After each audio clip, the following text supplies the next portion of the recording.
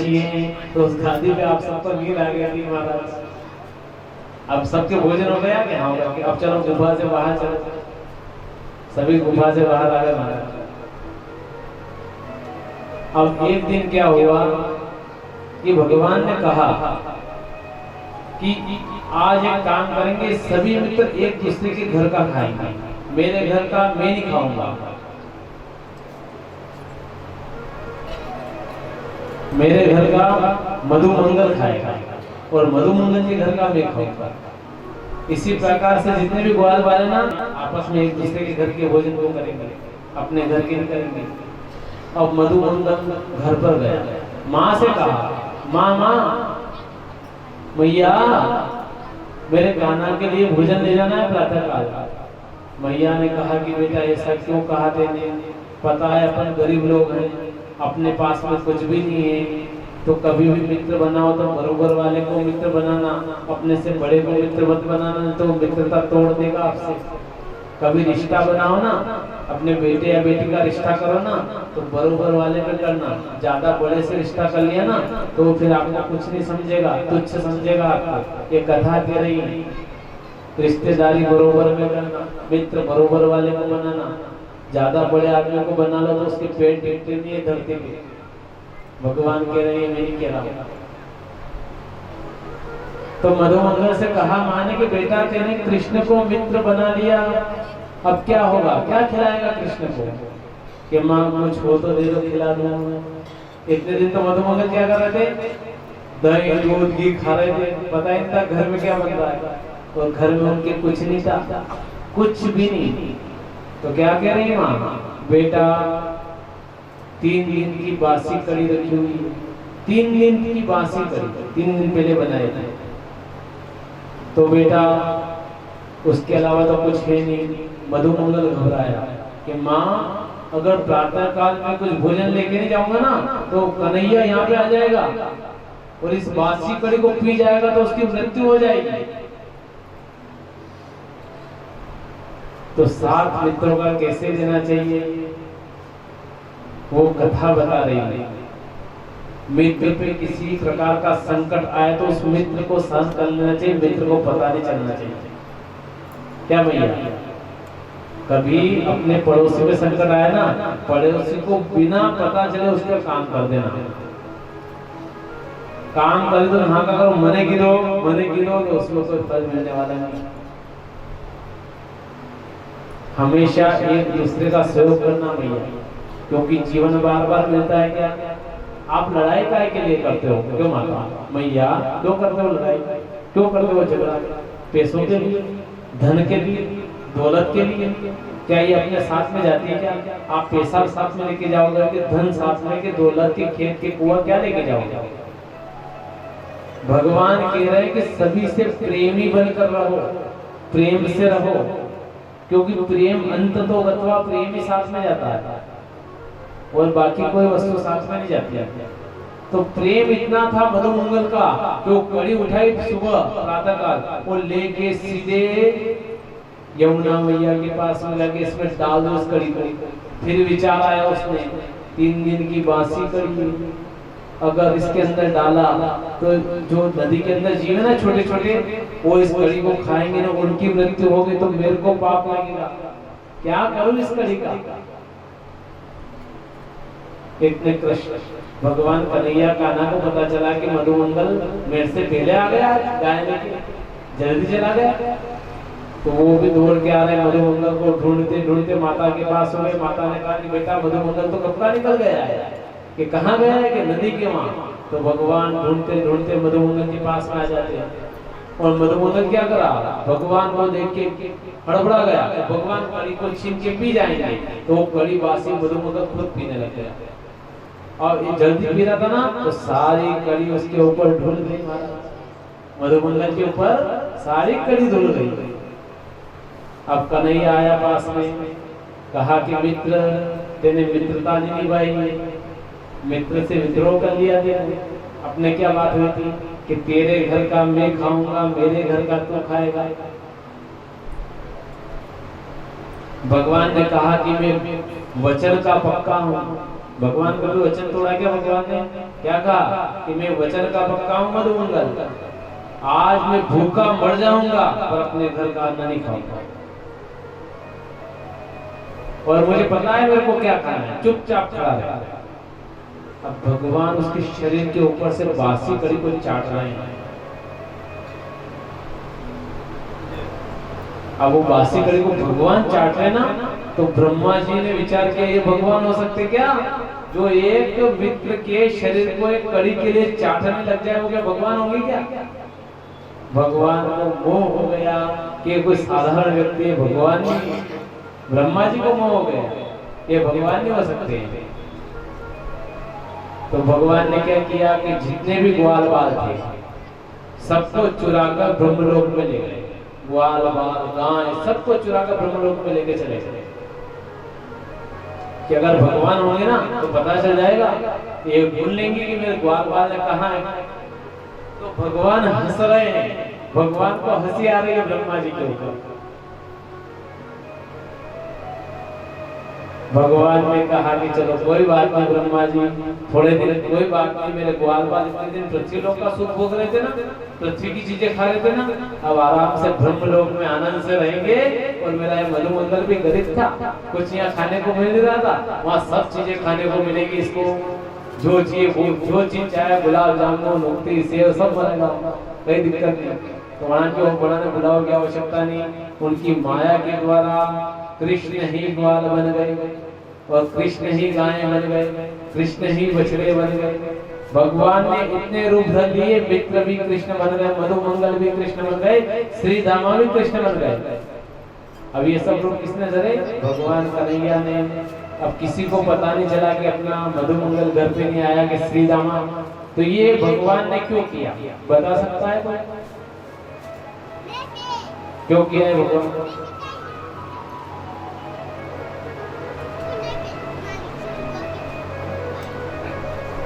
भगवान ने इसलिए किया कि जब महारास हो रहा था ना, तो महारास में सभी गोपियों ने निवेदन किया था भगवान से कि भगवान एक दिन आप मेरे घर पर भी आना, मेरा बेटा बन करके। क्या कहा था कि भगवान आप यशोदा के तो बेटे हो, कम से कम एक दिन मेरे भी तो बेटे बनना, हमारे भी तो बेटे बनना। तो भगवान ने कह दिया था कि तथास्तु, हर घर में मैं रहूंगा, जिसके बेटा नहीं वहाँ गाय बन के रहूंगा, जहाँ गाय नहीं वहाँ बछड़ा बन के रहूंगा। तो सब जगह भगवान ने रूप धरे, कृष्ण भगवान ही गाय, मित्र भी भगवान, सब भगवान।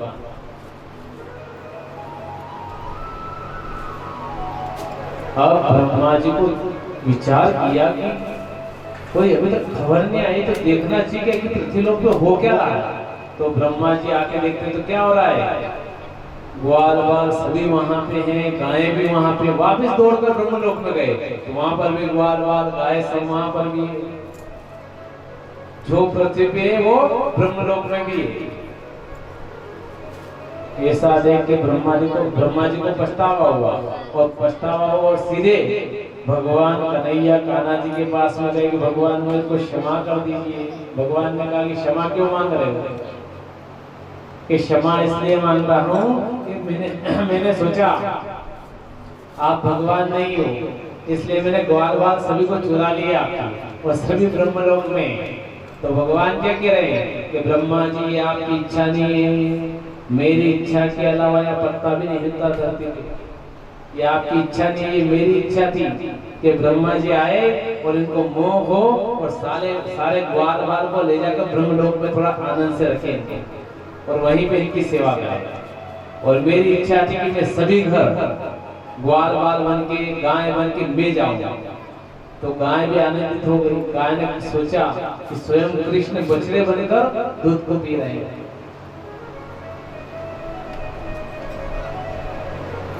ऐसी परमात्मा ने लीला की ब्रह्मा जी का मोह भंग किया। अब ब्रह्मा जी का मोह भंग होने के बाद में आगे कथा आती है। अब एक इनकी जो देखे तो इनकी इष्ट भी है, इनसे बड़ी भी है और पूजनी भी है और प्रिय भी है। कौन है भगवान को प्रिय? राधा। राधा प्रिय है ना। भगवान दुनिया में किसी की बात मानो कि मत मानो, पर राधा मैया की बात जरूर भगवान मान लेते हैं। किसकी लड़की? वृषभान राजा की लड़की है। एक दिन वृषभान राजा अपने पुत्री को लेकर आया, कहाँ पे? गोकुल के अंदर।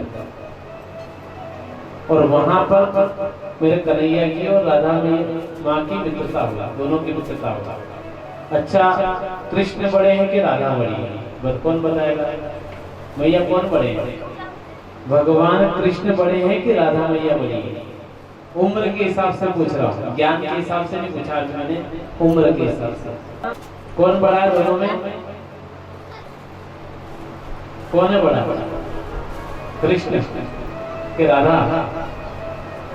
माँ राधा 11.5 वर्ष मेरे कन्हैया से बड़े हैं और कन्हैया 11.5 वर्ष उनसे छोटे हैं।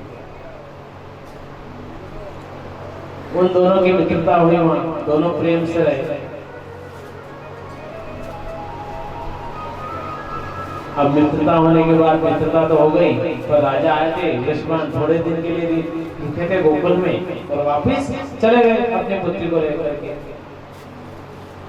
अब एक दिन क्या हुआ कि जो मेरी माता है ना, ये स्नान कर रही थी नदी के अंदर, तो सभी कपड़े तो इन्होंने उतार के ऊपर रख दिए। एक डाल के ऊपर, कदम का पेड़ था ना, उसके ऊपर कपड़े को रख दिया और सभी माताएं नग्न अवस्था में स्नान कर रही थी। तो मेरे भगवान ने सोचा कि जल में तो कोई देवता रहता है, जल में कौन है? भगवान वरुण देवता का वास है। अगर ये माताएं इस प्रकार से स्नान करेंगी तो इनको पाप ही लगेगा। नदी में स्नान करो तो नग्न अवस्था में होता है, कुछ कपड़े तो शरीर पे होना चाहिए ना। ये तो जल में रहने वाले देवता नाराज नहीं होंगे। तो मेरे कन्हैया ने, जब कहते हैं लोग के भगवान ने वस्त्र चुराए थे, क्यों चुराए थे? किस लिए चुराए थे? क्या भगवान के काम ही थी क्या?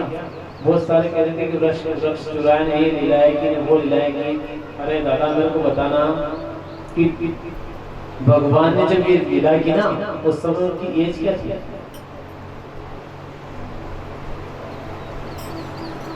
27 महीने का बालक का कोई काम क्रोध होता है क्या उसके अंदर? 5 वर्ष तक भी होता है कि नहीं होता है ना? तो भगवान तो केवल 27 माह के थे और उन्होंने उनसे कहा था, गोपियों को ज्ञान दिया था कि गोपियां अगर स्नान करो तो कपड़े पहन कर करो, नग्न अवस्था में जल में मत जाओ। इसलिए भगवान ने कपड़े छुड़ाए थे और ज्ञान दिया था कि नग्न अवस्था में कभी भी स्नान नदी में नहीं करना चाहिए। अब एक बार भगवान को राधा की याद आई, राधा की याद आई तो भगवान और राधा दोनों वृंदावन के अंदर में, वृंदावन में एक वन है ना, उसका नाम चुकरा, उसके अंदर दोनों में अभी भी है वो। वहां पर अभी भी रास रचाने आते हैं भगवान और राधा मैया, अभी भी आती है वहां पर। जब आते हैं ना निधि वन में, निधि वन में आज भी आते हैं। और निधि वन में अगर रात्रि में वृंदावन में कोई रुक जाता है ना, पागल हो जाता है आज भी। इसलिए उस वन में किसी को अंदर रुकने देते हैं, निधि वन के अंदर अभी भी, आज भी वृंदावन में। तो दोनों कहाँ मिले थे? निधि वन के अंदर। अब माँ राधा ने कहा कि कन्हैया, तुम मेरी पीड़ा नहीं समझ पा रहे हो। स्त्री की पीड़ा को पुरुष समझ पाता है क्या? नहीं समझ पाता है ना। मेरी माताएं अनेक प्रकार के उनको दर्द सहन करने पड़ते हैं और पुरुष को तो कुछ दर्द रहता ही नहीं। सबसे ज्यादा दर्द किसको रहता है? मेरी माताओं को। कि कन्हैया, एक दिन एक काम करना, तू राधा बनना और मैं कृष्ण बनूंगी। जब तुझे पीड़ा मेरी पता चलेगी कि मैं कितनी पीड़ा में हूं, तो एक दिन भगवान क्या बनते? भगवान राधा बनते और राधा मैया कृष्ण बनते हैं। और ऐसी अनेक लीलाएं भगवान करते हैं। अब एक दिन क्या हुआ कि इनके मित्र और ये सब गेंद खेल रहे थे, सभी लोग गेंद खेल रहे थे। तो गेंद खेलते खेलते क्या हुआ कि भगवान ने गेंद के लात की मारी ना, तो सीधे यमुना में जाके गिर गई। अब मित्र के संग आऊंगा, गेंद चाहिए तो वही चाहिए मेरे को। कान्हा ने कहा कि दूसरे ला देंगे। श्री दामा कह रहा कि चिंता मत कर, मैं मेरे घर से लाके दूंगा तेरे को। नहीं, मेरे को वही गेंद के चाहिए। अब ये कौन कह रहा भगवान से? भगवान कह रहे हैं कि मैं जब तक अंदर नहीं जाऊंगा ना, हमारी गाय ये पानी पीती है ना, तो ये जहर वाला पानी है ना, इस पानी पीने के कारण गायों की मृत्यु हो जाती है, बछड़ों की मृत्यु हो जाती है। भगवान को पता है कि इसको कालिया नाग को यहाँ से निकालना है, तो यहाँ जाने का कोई तो प्रयोजन करना पड़ेगा, कैसे जाए अंदर डायरेक्ट। तो गेंद डलवा दी भगवान ने, और मित्र ने कहा कि आज अभी के अभी जाओ और गेंद लेके आओ। तो मेरे ठाकुर जी जाते हैं, कदम के ऊपर चढ़ते हैं और छलांग लगाते हैं सीधे नदी के अंदर। अब नाग देवता सो रहे हैं आराम से, सो रहे ना। तो वो नागिन की जग रही थी, नागिनों ने कहा कि भैया कौन हो तुम? कि मैं कन्हैया हूँ। कि क्या लेने आए हो? कि मेरी गेंद। तो गेंद को देखा तो नाग भगवान की फण के नीचे आ गई। हाँ, फण के नीचे। तो वो नागिन जितने भी देव के नाग माताओं ने कहा कि देख बेटा, तेरा चेहरा बहुत सुंदर है, तो मेरे को बहुत अच्छा लग रहा है, तो तू यहाँ से चला जा। अगर ये नाग जाग जाए ना हमारे पतिदेव, तो तेरे को छोड़ेंगे नहीं, मार डालेंगे। हम तेरे को ऊपर छोड़ के आ जाए, तू यहाँ 2 मिनट के भी दिए मत रुक, यहाँ से निकल जा, नहीं तो तेरे को नागराज मार डालेंगे। भगवान कह रहे कि नहीं, मैं जो काम करने आया था वो तो काम करके ही जाऊंगा। मेरी गेंद जब तक मैं ले न लूं तब तक मैं यहाँ से नहीं जाऊंगा। बहुत बार समझाया कन्हैया कि मत जाओ, परंतु वो नहीं माने। और नहीं माने, और नाग देवता से उन्होंने युद्ध किया, दोनों के बीच में युद्ध हुआ। अंत समय नाग देवता हार गए भगवान से। 5 क्षणों को भगवान ने कुचल दिया, जमीन से टच करवा दिया, और नाग भगवान का भी, कालिया नाग का भी सब घमंड चूर हो गया। गेंद ले ली भगवान ने। भगवान ने कहा चलो अब मेरे को ऊपर ले चलो। तो भगवान नाचते हुए, शेष भगवान कालिया नाग के ऊपर नाच रहे भगवान, कालिया नाग को बाहर लेके आता है। तो जब वो नाच रहे थे ना, तो भगवान भोलेनाथ भी नाचने लगे। भगवान भोलेनाथ ने सोचा कन्हैया नाच रहे तो मैं क्यों नाचूं? तो कैसे नाच रहे हैं? ब्रह्मपुरी में ब्रह्मा नाचे, शिव नाचे कैलाश में। ब्रह्मपुरी में ब्रह्मा नाचे, शिव नाचे कैलाश में। ब्रह्मपुरी में ब्रह्मा नाचे, शिव नाचे कैलाश में। ओ ब्रह्मपुरी में ब्रह्मा नाचे, शिव नाचे कैलाश में। आज को कन्हैया नाचे राधा जी के साथ में। अरे आज तो कन्हैया नाचे राधा जी के साथ में। आज को कन्हैया नाचे राधा जी के साथ में। आज तो कन्हैया नाचे राधा जी के साथ में। ब्रह्मपुरी में ब्रह्मा नाचे, शिव नाचे कैलाश में। ब्रह्मपुरी में ब्रह्मा नाचे, शिव नाचे कैलाश में। आज को कन्हैया नाचे राधा जी के साथ में। अरे आज तो कन्हैया नाचे राधा जी के साथ में। आज को कन्हैया नाचे राधा जी के साथ में। अरे आज तो कन्हैया नाचे राधा जी के साथ में।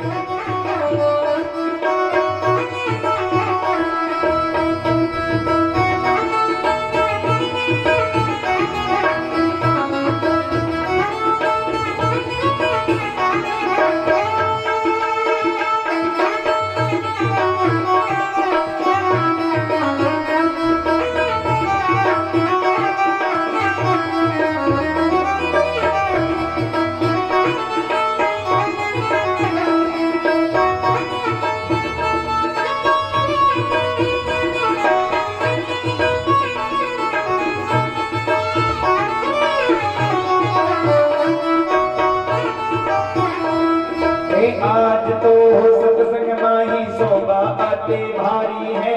आज तो सत्संग माही शोभा अति भारी है। आज तो सत्संग माही शोभा अति भारी है। आज तो सत्संग माही शोभा अति भारी है। सरकार है व्रत युवा नर नारी है। सरकार है व्रत युवा नर नारी है।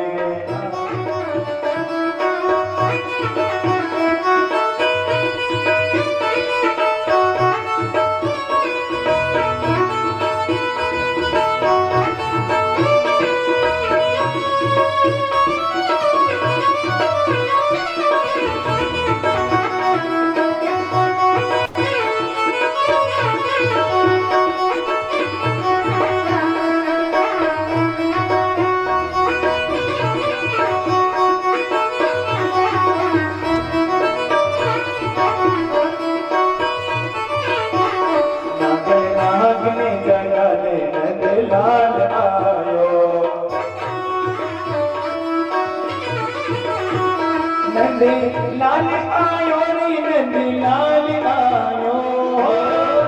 आयो रे नंद लाल आयो। नंदी लाल आयो रे नंदी लाल आयो। नंद लाल आयो रे नंद लाल आयो। नगरी नागनी जगा दे नंदी लाल आयो। नगरी नागनी जगा दे नंदी लाल आयो।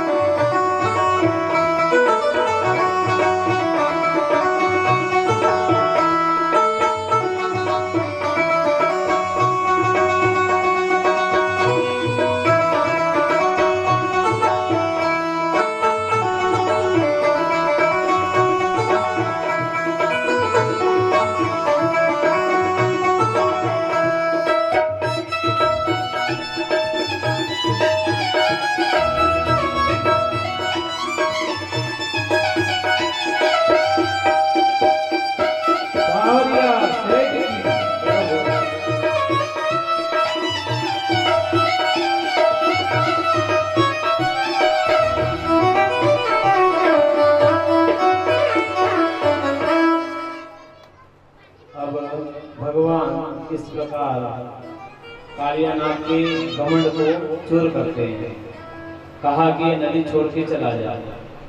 तो भगवान कालियानाग जा रहे थे तो उन्होंने कहा कि अगर मैं चला जाऊंगा ना तो जो गरुड़ कौन है उनका दुश्मन है, गरुड़ शत्रु है ना, कि गरुड़ मेरे को मार डालेंगे। तो भगवान ने कहा कि चिंता की कोई बात नहीं, जिसके ऊपर मैं पांव रख देता हूँ ना, अगर मेरे चरण उसके ऊपर लग गए तो किसी की ताकत नहीं कि उसको कोई मार डाले। बिल्कुल चिंता की आवश्यकता नहीं, चला जाए नहीं छोड़कर तेरे को कोई चिंता करने की आवश्यकता नहीं। अब कालियानाग चला जाता है भगवान। अब आगे लीला आती है, महाराज होता है। महाराज होने के बाद में जब कंस को पता चला कि कन्हैया तो शक्तिशाली हो गया है, तो उसने एक यज्ञ करवाया, धनुष यज्ञ करवाया उसने। अब कंस के गुरु ने कहा था कि जब तक यज्ञ चले तब तक धनुष के पास किसी को आने मत देना। अगर धनुष के पास कोई आ गया, जो इस धनुष को तोड़ेगा वही तेरे को मारेगा। ये ध्यान रखना, धनुष जो तोड़ेगा ना वही तेरे को मारेगा।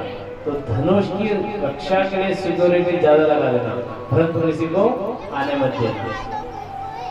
अब कंस योजना बना रहा है महाराज कि भगवान को लाए तो कैसे लाए, उस कृष्ण को कैसे लाएंगे, क्या करके लाएंगे। तो अक्रूर जी को बुलाया कि अक्रूर जी, नंद बाबा के वहां मैंने सुना है कि दो, एक कृष्ण और एक बलराम है, अत्यंत शक्तिशाली हैं, तो हमने यह प्रतियोगिता रखी अगर यहाँ प्रतियोगिता में जीत जाएगा ना कोई, तो उसे पारितोषिक इनाम लेके उसको प्रतियोगिता के अंदर। अब अक्रूर जी समझ गए कि ये पापी व्यक्ति उनको मारना चाहता है, तो अक्रूर जी ने विचार किया कि मैं अगर नहीं जाऊंगा तो भी ये उनको बुलवा लेगा।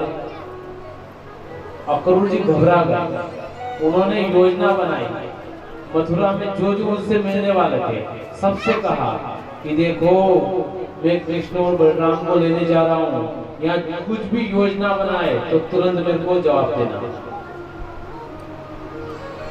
ऐसा नहीं कि मेरे पीछे पीछे राक्षस लोग आ जाए उनको मार डाले, क्योंकि माया का पर्दा है अक्रूर जी के। अक्रूर जी को पता नहीं कि वो कौन सी शक्ति। अक्रूर जी ने कहा कि जो आज्ञा महाराज। अब नंद बाबा के पास में आए ना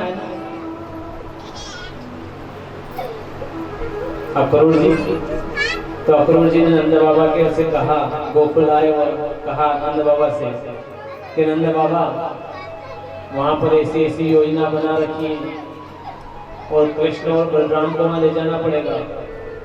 अक्रूर जी रोते जा रहे हैं कि मैं नहीं चाहता हूं कि इनको ले जाऊं, पर मैं विधि के विधान को नहीं टाल सकता।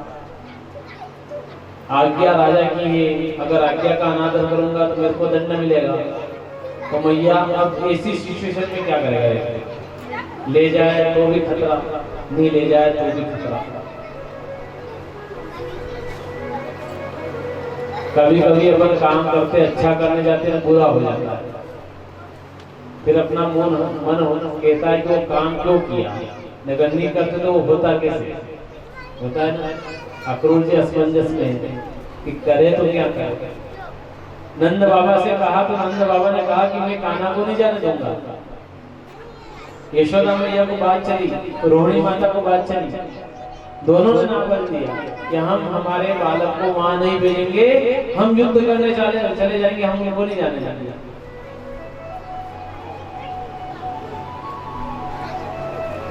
तो कन्हैया क्या कह रहा है? नंद बाबा से कहा कि ये विधाता ने पहले ही लिख रखा है कि मेरे को वहां जाना पड़ेगा, आप मेरे को रोकोगे तो भी मेरे को जाना पड़ेगा, तो आप मेरे को रोकिए मत, मेरे को तो जाना ही पड़ेगा। अब भगवान नंद बाबा से आज्ञा लेते हैं, यशोदा मैया से आज्ञा ली, दोनों के आंखों में आंसू आ रहे थे। अच्छा भगवान कितने वर्ष के हैं? अब क्यों बताओ ना। अभी आपकी बात समझ में आ जाएगी कि भगवान कितने वर्ष के हैं। भगवान को कितने वर्ष का वनवास हुआ था ये बताओ। कितने वर्ष का वनवास हुआ था राम को? कितने वर्ष का? 14 वर्ष का।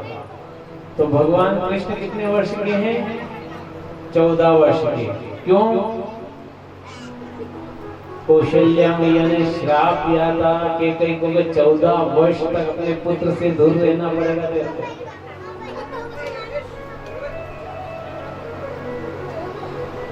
तो 14 वर्ष की कन्हैया है। अब वो जा रहे हैं सब बच्चों, बातें मत करिए, बातें नहीं करना। तो अक्रूर जी रथ को लेकर चल रहे ना, तो गुप्तचर आए पास में, क्या हो रहा है ध्यान रखना, आगे कोई खतरा तो नहीं कि कोई खतरा नहीं है। परंतु जितनी भी गोपियां थी सब रथ के आगे सामने आके डेढ़ रेस हो गई कि हम हमारे कान्हा को यहाँ से नहीं जाने देंगे। गोपियां सब रोने लग गई। अच्छा राधा क्यों नहीं आई? गोपियां सब आई परंतु राधा मां नहीं आई। क्यों नहीं आई? क्योंकि राधा और कृष्ण कभी अलग हुए, उनके साथ ही राधा, तो अलग होने का तो कोई कारण ही नहीं बनता है हमारा, तो साथ आने का भी कोई कारण नहीं बनता। जब राधा निधिवन में आखिरी बार मिली थी कन्हैया से, तो कन्हैया ने कहा था कि मेरी जितनी भी लीलाएं पूर्ण हो जाएगी, वापस मैं तेरे साथ में निधिवन में आके बस जाऊंगा और इसी निधिवन में अपनी विवाह होगा, इसी निधिवन के अंदर अपना विवाह होगा और मेरी लीलाएं समाप्त होगी तभी मैं निधिवन में आऊंगा। तो अब मैं कहीं भी जाऊं तो मेरे को रोकना मत।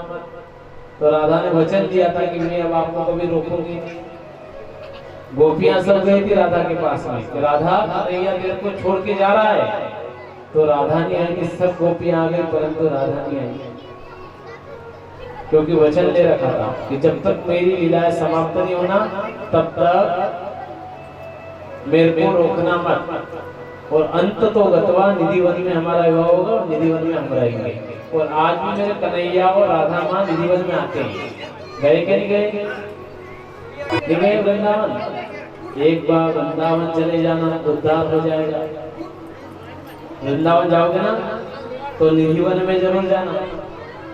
उस वन के अंदर अपने आप भगवान के चरण दिखते हैं। सुबह जब निधिवन खुला जाता है ना जाने के लिए, तो अपने आप भगवान के चरण, राधा माँ के चरण दिखते हैं। कचरा निकालते शाम को साफ जब, और वहां पर फूल बिखरे मिलते हैं, गुलाल बिखरी मिलती है। राधा माँ का मंदिर, उसमें गुलाल वगैरह सब बिखरी मिलती है। तो ये चमत्कार आज भी होता है, आज भी मेरे भगवान वहां पर आते हैं। तो एक बार वृंदावन जरूर चले जाना। तो गोपियों ने कहा कि भगवान मैं आपको नहीं जाने दूंगी, आपको रुकना पड़ेगा। और आपको राधा की चिंता नहीं है क्या? भगवान कह रहे राधा से बात हो गई है कि नहीं भगवान हम आपको नहीं जाने देंगे। अक्रूर जी ने उतरे तो अक्रूर जी को सभी गोपियों ने बोला कि नाम अक्रूर है, जैसा नाम वैसा गुण है। अक्रूर नाम है ना, क्रूरता की बात करते हो, घमंड की बात करते हो, लड़ाई झगड़े की बात करते हो, जैसा नाम है वैसा गुण है आपका।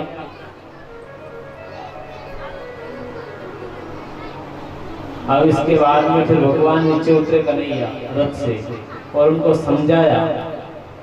फिर भगवान की वेदना में गोपी गीत, वहां पर गोपियां सभी गाती है भगवान के लिए, और फिर भगवान को जाने के लिए रास्ता देती है।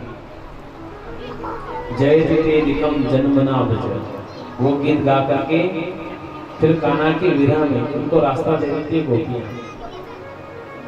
अब अपन गीत को नहीं गाएंगे, तो गीत के अंदर है 21 मिनट, उन सबको गाएंगे तो अपना लगभग में समझो 20 मिनट जाएंगे। और आज तो भगवान की शादी है, लगन जिले गया है, मांडपुर लाग्यो है, बेन बेटे से भाई के मांडा में है, लाड़ो तैयार बैठो पनवा बने।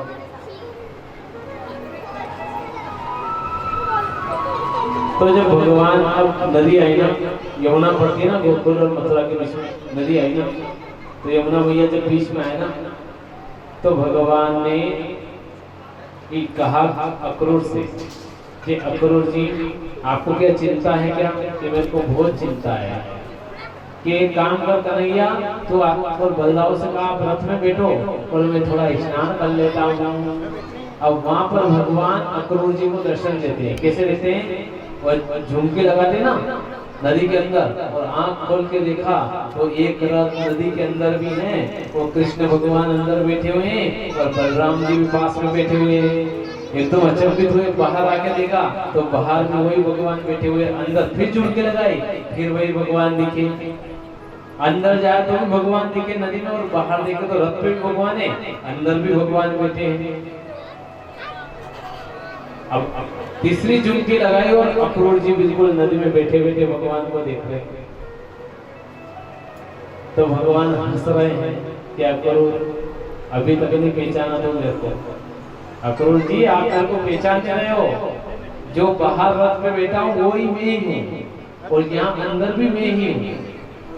वहां पर अक्रूर जी को भगवान चतुर्भुज रूप दर्शन देते हैं और अक्रूर जी के मुंह मान को भंग करते हैं कि आप कोई टेंशन मत लेना, सब हो जाएगा, आपको युद्ध लड़ने की आवश्यकता नहीं है। सभी से कह दो कि आराम से देखे, कोई बीच में ना बोले कोई युद्ध में नहीं आएगा।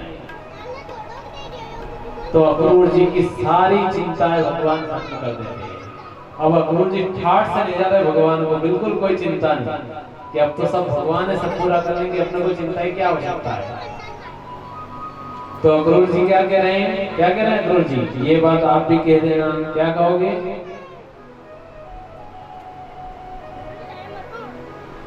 कि अब कोई चिंता नहीं भगवान, ये मेरी गाड़ी है, इसको तू चलाना, तू इसका रखवाला है, मेरे को कोई आवश्यकता नहीं गाड़ी चलाने की।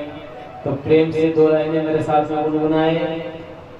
इतनी कृपा सांवरे बनाए रखना, इतनी कृपा सांवरे बनाए रखना, इतनी कृपा सांवरे बनाए रखना, इतनी कृपा सांवरे बनाए रखना, वरदे राम तक सेवा में लगाए रखना, वरदे तब तक सेवा में लगाए रखना, इतनी कृपा सांवरे बनाए रखना, इतनी कृपा सांवरे बनाए रखना, वरदे राम तक सेवा में लगाए रखना, मरते दम तक सेवा में लगाए रखना।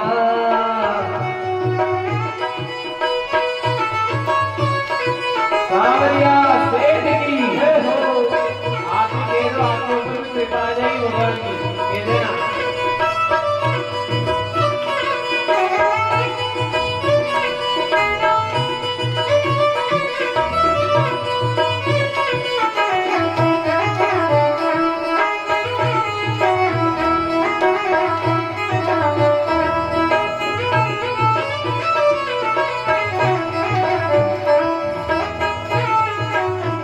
आगे क्या कहा है?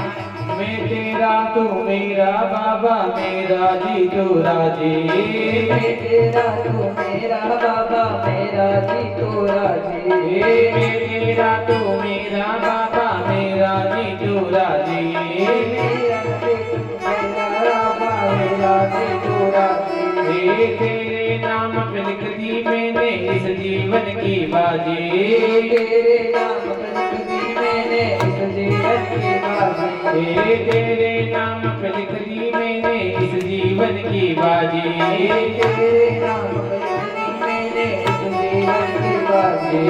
लाज तुम्हारे हाथ में, लाज तुम्हारे हाथ में, लाज तुम्हारे हाथ में बचाए रखना, लाज तुम्हारे हाथ में बचाए रखना, लाज तुम्हारे हाथ में बचाए रखना, लाज तुम्हारे हाथ में बचाए रखना, मरते दम तक सेवा में लगाए रखना, मरते दम तक सेवा में लगाए रखना,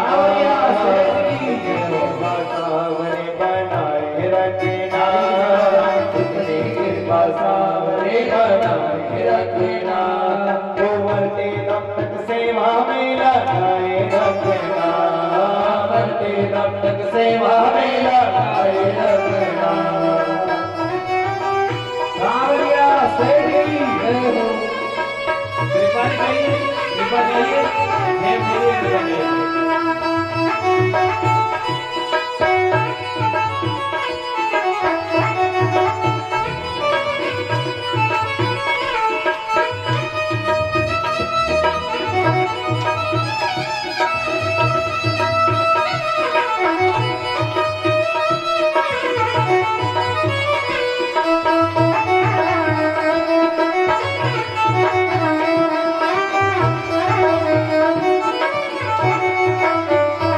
आगे क्या कहते हैं गुरु जी, प्रेम से क्या कहा गुरु जी ने, आगे क्या कहा?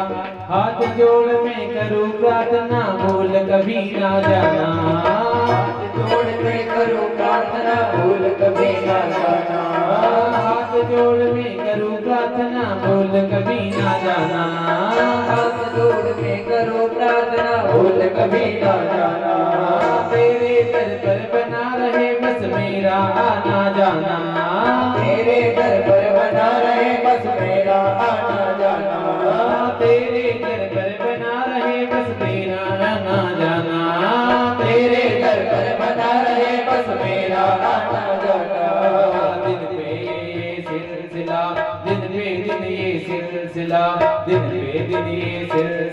बढ़ाए रखना, दिन पे दिन ये सिलसिला बनाए रखना, मरते दम तक सेवा में लगाए रखना, मरते दम ये सिलसिला बनाए रखना, मरते दम तक सेवा में लगाए रखना। कितनी कृपा सामने रखना, कितनी कृपा सामने बनाए रखना, मरते दम तक सेवा में लगाए रखना, मरते दम तक सेवा में लगाए रखना।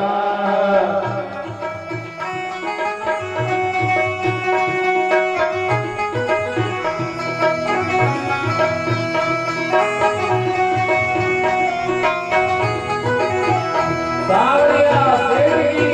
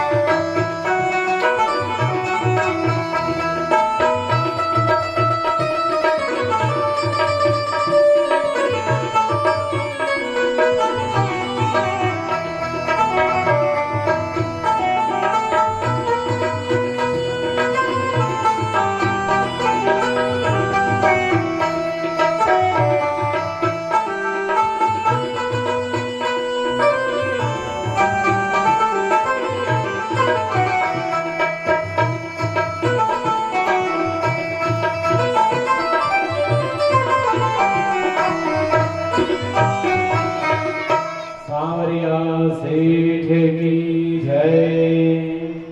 अब भगवान पहुंच गए। कहाँ पहुंच गए? राजा कंस की नगरी मथुरा के अंदर। अब जैसे भगवान पहुंचे ना, तो पहले वहां देखा तो सभी ग्वालवाल सामने बैठे हुए। ग्वालवाल जो उनके सखा थे ना, सभी सामने पहले बैठे हुए वहां पर। क्या कह रहे? कन्हैया, तुम हम सबको अकेले अकेले छोड़ के रथ पे बैठ के आ गया, हमको नहीं ला सकता था रथ पे? कन्हैया कह रहे कि आप लोगों का यहाँ कोई काम नहीं था, यहाँ आपको चोरी नहीं करना है माखन, इसलिए नहीं लाया। कहने का नाम, जब छोटे थे ना, तब तो तुम हमारे साथ था, बड़े हो गए तो हमको छोड़ना चाहता है। भगवान ने कहा कि नहीं छोड़ना चाहता हूँ, आ जाओ, गले लग जाओ, आप मेरे मित्र हो ना। तो भगवान कह रहे हैं, अगर आप गरीब हो, छोटे थे उस समय गरीब थे, और बड़े बनने के बाद में अगर आपका मित्र बड़ा हो गया है, पैसे वाला हो गया है, तो उस छोटे मित्र को भूलना मत। भगवान कह रहे हैं कि नहीं, किसी को नहीं भूलूंगा मैं, सब आ जाओ, गले लग जाओ मेरे। मैं ये विचार कर ही रहा था कि मामा जी की नगरी में अकेला रह गया हूँ, और बलराम भैया साथ में रह गए हैं, और मेरा मित्र कोई था नहीं, तो मेरे को अच्छा नहीं लग रहा था यहाँ पे। क्या कह रहे भैया, माताओं क्या कह रहे? गाना कि मेरे को अच्छा नहीं लग रहा था, क्योंकि मेरा मित्र कोई बचा नहीं था ना, सब दूर सैनिक खड़े हुए हैं और हम दोनों भाई रह गए। ये बहुत अच्छा किया आपने कि आप सब आ गए यहाँ, मेरे को बहुत अच्छा लगा।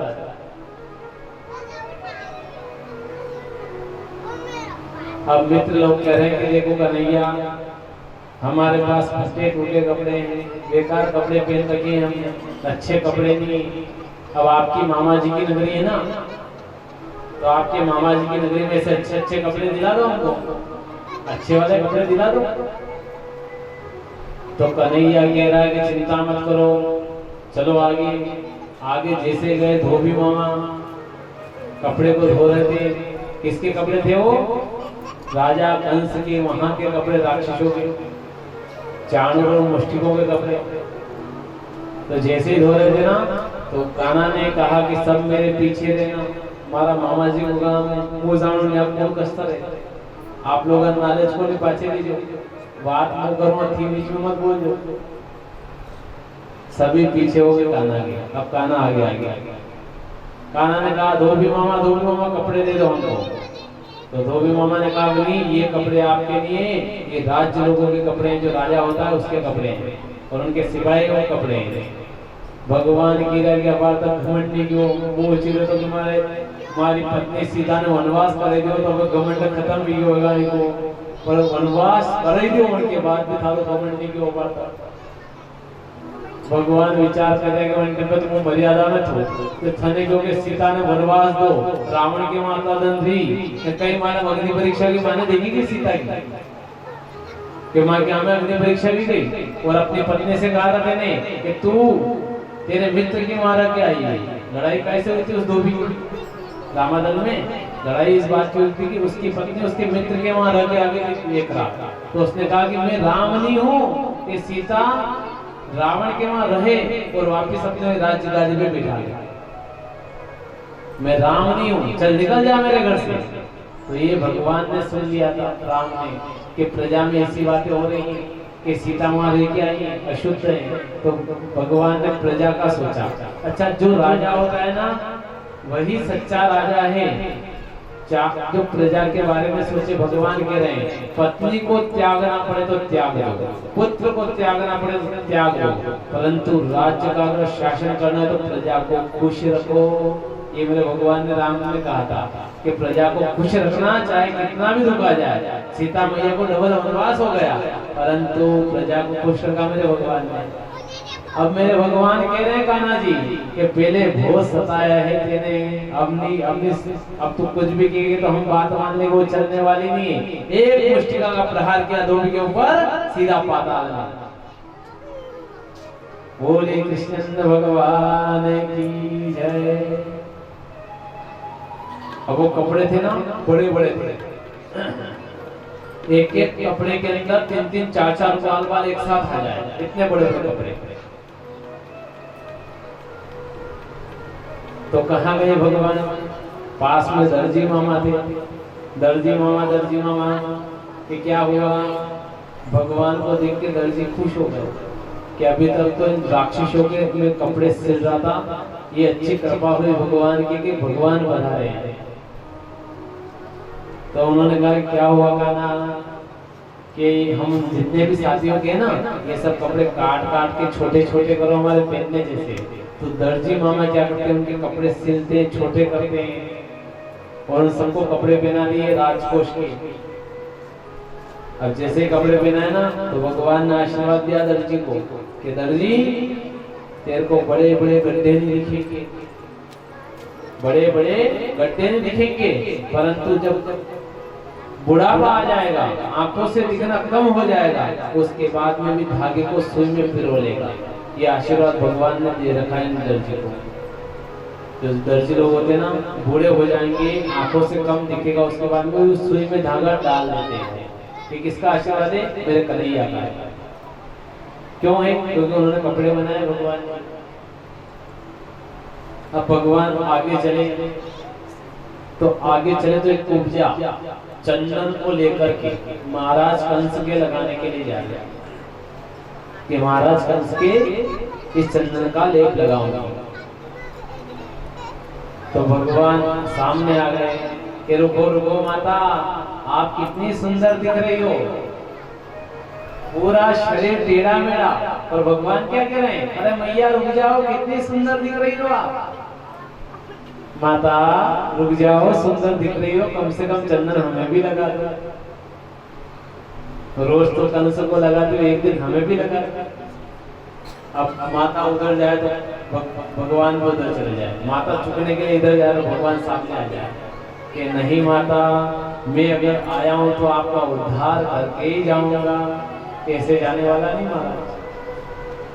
तो कुब्जा ने सोचा कि अभी तक तो मैं उस पापी कंस को चंदन का लेप लगाती थी, चलो भगवान की इच्छा है ये कान्हा पधारे। और मैंने सुना है कि छोटी सी उम्र में बड़े बड़े राक्षसों को इसने मार डाला, कंस की नींद हराम कर दी, कन्हैया ने सोने नहीं दिया उसको, तो चलो आज इनको चंदन लगा दे। तो कुब्जा मैयाओं का चंदन का लेप लगाती है ठाकुर जी को। तो भगवान ने डाली के यहाँ हाथ लगाया और पाँव के वहाँ रखा उनकी और यूं किया और उपजा को बिल्कुल सर्वांग सुंदरी सीधी बना दिया। तो टेढ़ी मेढ़ी थी ना, बिल्कुल सुंदर बना दिया उन्होंने। और वहाँ पर भगवान कन्हैया उपजा का भी उद्धार करते हैं। अब आगे कथा आती है धनुष। धनुष की वहाँ सिक्योरिटी लग रही थी ना कि कोई धनुष के पास नहीं आना चाहिए। गुरु ने कहा था ना कि कंस अगर किसी ने धनुष तोड़ दिया तो समझ लेना मेरी मौत आ गई।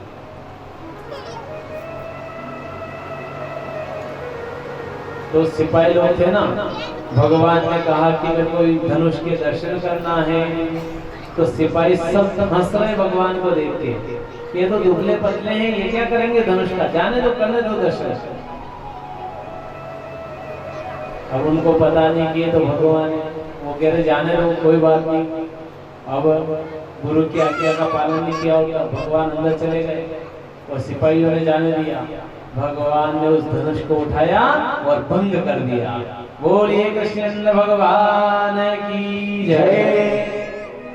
अब धनुष भंग हो गया ना, तो गुरु की बात का मान रख लिया भगवान ने। गुरु ने कहा था कि जो इस धनुष को तोड़ेगा वही तेरा काल होगा, वही तुझे मारेगा। तो किसने तोड़ा धनुष को? कन्हैया ने। तो कंस को भी कौन मारेगा? कन्हैया। अब कान्हा जहाँ पर अखाड़ा था, प्रतियोगिता चल रही थी, वहां पर कन्हैया और बलराम दोनों जा रहे थे। तो कंस ने कहा कि धनुष भंग हो गया है, मेरी मौत सामने दिख रही है, मेरे को क्या करूं? एक हाथी को बुलाया और उसको मदिरा का पान करवाया कि मदिरा का पान करवाओ हाथी को। कोलिया पिंड हाथी था, उसको मदिरा पान करवाया। अब हाथी मदमस्त हो गया और हाथी को भगवान के सामने छोड़ दिया। हाथी भगवान को मारने आ रहा था ना, तो भगवान ने दोनों दांत पकड़ लिए हाथी के और हाथी को घुमा के ये सा फेंका सीधा आकाश की ओर, और उसका भी भगवान वहां पर उद्धार करते हैं। अब महाराज राज्यसभा में गए ना, तो कंस महाराज राजगद्दी पे बैठे हुए हैं और प्रतियोगिता चल रही है।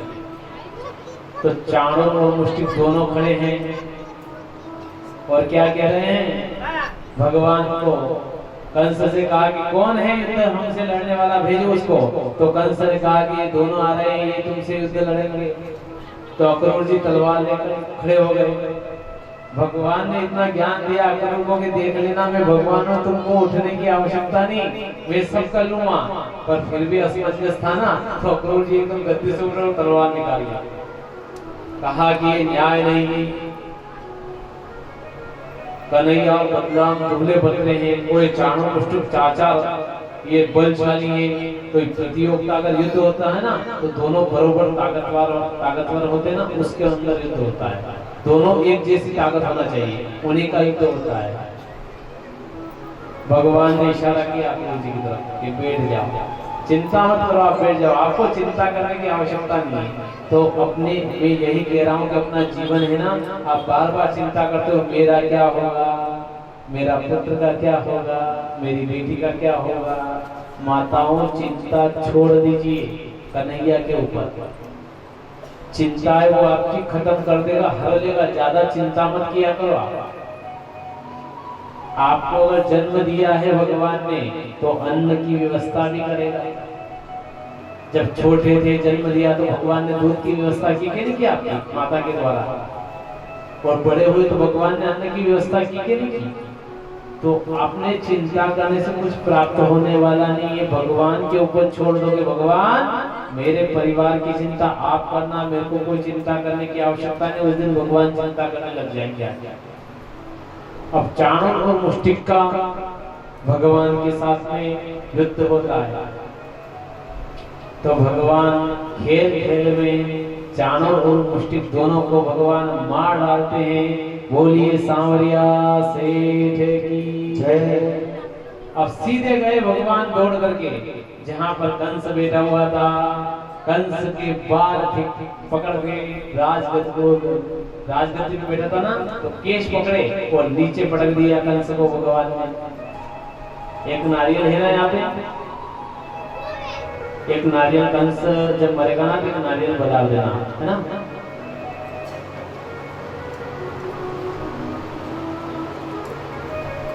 अब भगवान ने जैसे उसे नीचे पटका तो उसकी आंखें खुली रह गई। क्यों रह गई?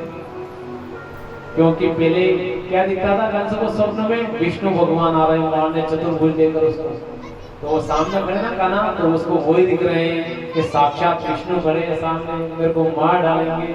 अब कंस भागना चाह रहा था कि मैं भाग जाऊं भगवान से बच के, परंतु भगवान को पता है कि तेरे पाप का घड़ा खाली था ना, तो नारद जी ने पूरा भरवा दिया, 6 बालकों को मरवा के।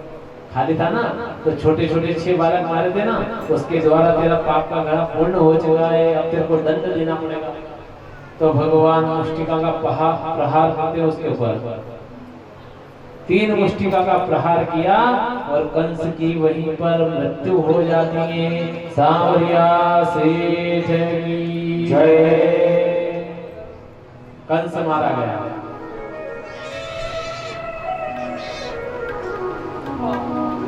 अब कंस मरा ना महाराज, तो इनकी बहनें, कंस की जो पत्नियां हैं, उसका भाई कौन है? जरासंध अभिमानी। उसको पता चल गया कि मेरे जमाई जी को मरवा दिया, तो उसने कितनी बार आक्रमण कर दिया भगवान के ऊपर? 17 बार। 17 बार जरासंध ने आक्रमण करवाया। तो अपने ऊपर भी जरासंध का आक्रमण है कि नहीं? अच्छा माताओं, आपके ऊपर आक्रमण होता है कि नहीं होता है? मेरे ऊपर तो होता है, अभी से होने लग गया है। अब आपके होता है कि नहीं होता वो आप जानते।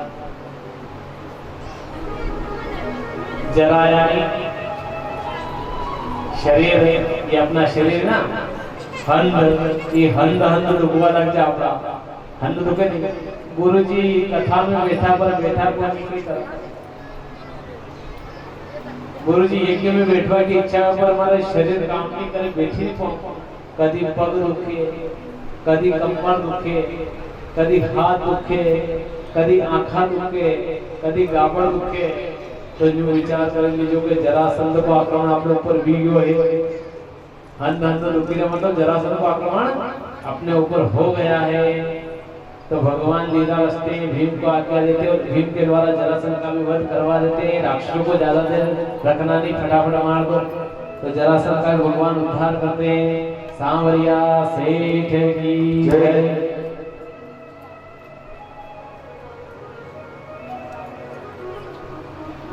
अब जो अग्रसेन जी महाराज थे ना, उग्रसेन जी महाराज जेल में बंद थे, तो भगवान उनको निकालते हैं और वापस राज्याभिषेक करवाते हैं। महाराज जी कहते हैं कि कन्हैया का हम राज्याभिषेक करवा दें, परंतु भगवान उन्हीं को राजा बनाते हैं, भगवान राजा नहीं बनते। माता पिता को भी छुड़वाते हैं भगवान, और सभी को छुड़वाते हैं और सभी को वहां पर शुद्धि करते हैं। अब बाद में एक विद्याधन की कथा है कि फिर राजा बने ना उग्रसेन जी महाराज, तो उनको विद्याधन के लिए भेजा था।